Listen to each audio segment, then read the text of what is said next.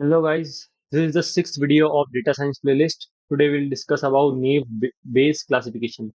So Naive-based classification is a simple yet powerful classification algorithm based on Bayes theorem and Naive assumption that features are independent of each other given the class label. Despite its simplicity, it performs well on many real-world datasets, especially when features are conditionally independent.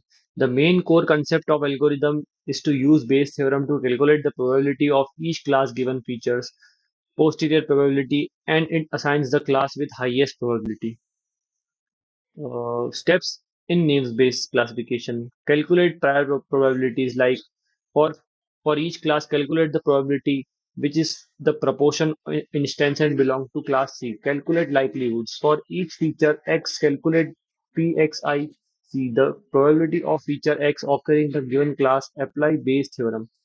Third is how to apply Bayes theorem. For given test instance X, calculate the PCX for each class, assign the class with highest probability. So now we will discuss about the types of naive-Bayes classifiers. First is Gaussian naive-Bayes, which assumes that the features follow a Gaussian normal distribution used for continuous data. Second is multinomial naive-Bayes, which assumes that data features all the multinomial distribution used for discrete counts. For example, text classification. Third is Bernoulli naive Bayes. Bernoulli naive Bayes, which assumes the binary features 0 or 1, often used in text classification tasks with binary data. Next is advantages. Advantages of naive Bayes. Advantages of naive Bayes first is simple and fast. It is easy to implement and computationally efficient, especially with large data sets, which works well with the high dimensional data, particularly effective in text classification.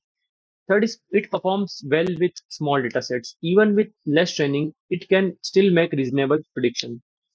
What is the limitations? Now we will discuss about limitation of naive Bayes. Limitation of naive Bayes are assumption of feature independence. In reality, the features are often correlated, which may hurt the model's performance. Zero probability problem. If a feature has a value which is not seen in the training data for class, the probability of class becomes zero. This can be handled with Laplace smoothing, means adding a small constant to probabilities. Now we'll discuss about example in Python of naive Bayes, which include SCI skit learning. It includes the code which is mentioned in description, and it includes example in R and C. Now we'll move to next PDF PPT. So next PPT is introduction to naive Bayes. As it goes, naive Bayes classify data by calculating probability of each class and selecting the class with highest probability.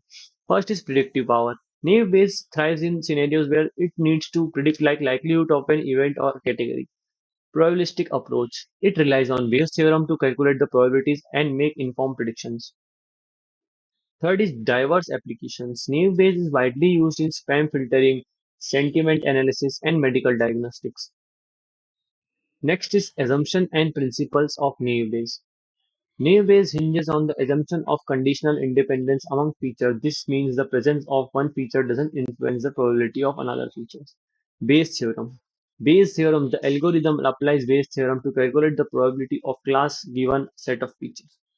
Prior probabilities. Prior probabilities considers the prior probabilities of each class based on training data. Feature independence. Feature independence is the model that assumes all the features are independent of other. This assumption simplifies the calculation but can lead to inaccuracies in some cases. Next are advantages and limitations. Naive has several advantages, including simplicity, speed, effectiveness, and high handling dimensional data. As we have discussed before, it has many advantages and limitations.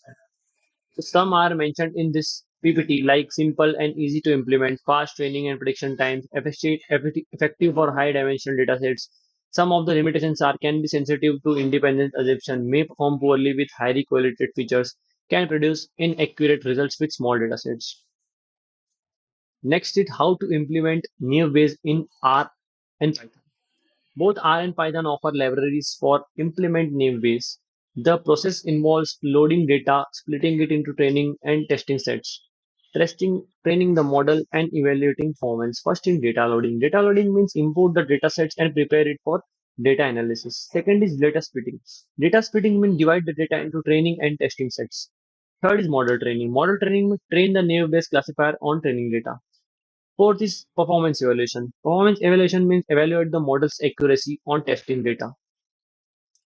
Next is example dataset and pre-processing. Let's consider a dataset of customer review for this product.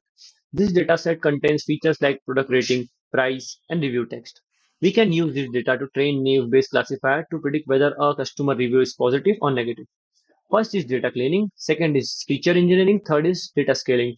So we'll discuss about first data cleaning. Data cleaning means missing values, remove irrelevant data, and transform categorical features into numerical representations. Second is feature engineering. Feature engineering means create new features that might improve the model's accuracy. This might involve accepting sentiment scores from the review text, creating features from representing customer past purchase history. Third is data scaling. Data scaling normalize or standardize numerical features to prevent bias from features with different scales. Next is training the naive-based classifier. We can train the naive-based classifier using the pre-processed data. The training process involves the fitting the model to training data, allowing the classifier to learn the relationship between features and the target variable. In this case, the customer sentiment. As you can see in the PPT, this table is mentioned, which is a customer sentiments table. Next is evaluating model performance. Evaluating model performance means it's a crucial determine its effectiveness in predicting customer sentiment. We can achieve it by evaluating metrics like accuracy, precision, recall, and F1 score. This helps identify to potential bias or limitation in model's prediction. Accuracy means the percentage of correctly classified instances. Precision means the proportion of true positive among all positive prediction. Recalls mean the proportion of the true positive prediction among all the positive instances. F1 score means the harmonic means of precision and recall, providing a balanced measure of model performance. So we will move to the conclusion of names-based classification. Names-based classification offers a straightforward and effective approach for the predictive modeling. Its simplicity and speed make it suitable for a wide range of applications, particularly those with dealing with large datasets.